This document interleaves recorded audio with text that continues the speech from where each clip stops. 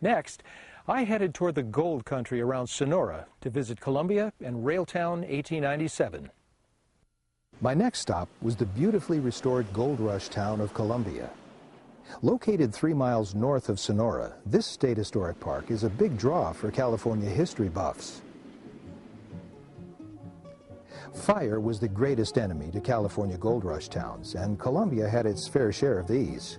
However, it was always rebuilt and now has the distinction of being one of the only continuously lived-in gold rush towns in the state.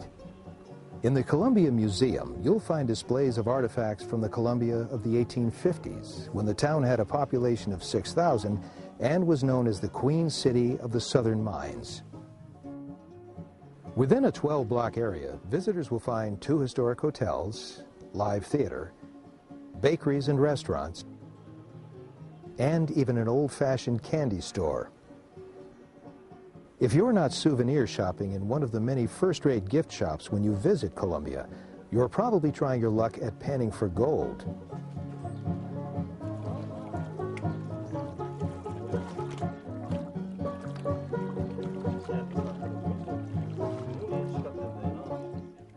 I enjoyed a tour of the park on a 100-year-old stagecoach. The ride takes you on a bumpy old coach road.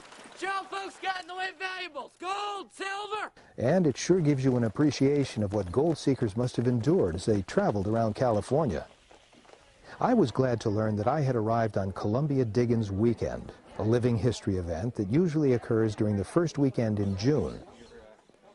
Volunteers from the Columbia Historical Preservation Society gather together to recreate life in a gold rush tent town.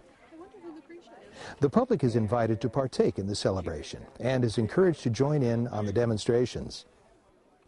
California State Parks relies on volunteers to put on living history programs such as these. I met with Dave, who enjoys volunteering at Columbia. What makes Columbia unique? Well, during the gold rush in 1850, a party of miners actually was drying their blankets here and decided to pan for gold and found some very rich color, and that's how the town actually began. At Columbia State Park, you'll find the best preserved of the mining towns of the gold rush. A lot of the towns still exist. A number of them just dried up completely and blew away. But Columbia is the one that is most like it was in the 1850s. How long have you been associated with the type of reenactments, the historical day that you do, and what has it done for you? How has it changed you?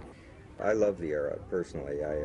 I've been fascinated with the gold rush for years, and I just think it's such a marvelous time of American expansion and optimism, and everyone was coming here to get rich quick, and they discovered it was a lot of hard work. It works on a lot of different levels.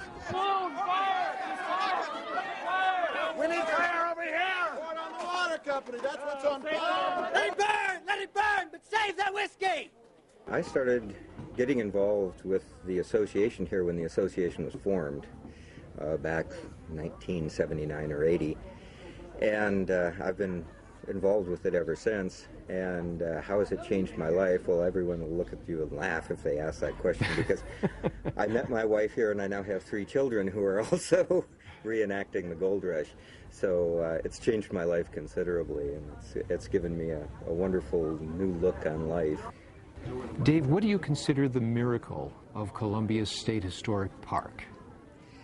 I think it's the sense that you get when you're there that you're actually going back to this wonderful time when the whole world changed during the California gold rush, and I think that it's the feeling that you're actually stepping back in time, and that is to me the miracle of the park. Special events occur here year-round. Call ahead for a schedule.